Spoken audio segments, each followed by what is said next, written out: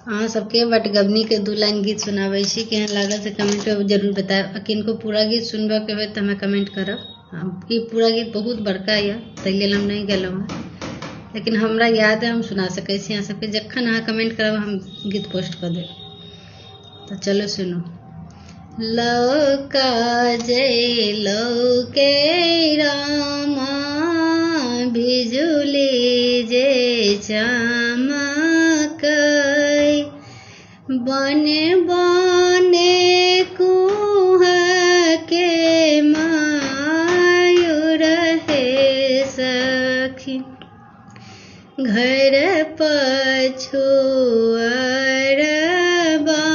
में बसे कहे था, ओकर सौ चिट्ठिया लिखबहे सखी, काते काते लिखी है रे कथा, बिनती बिनतिया,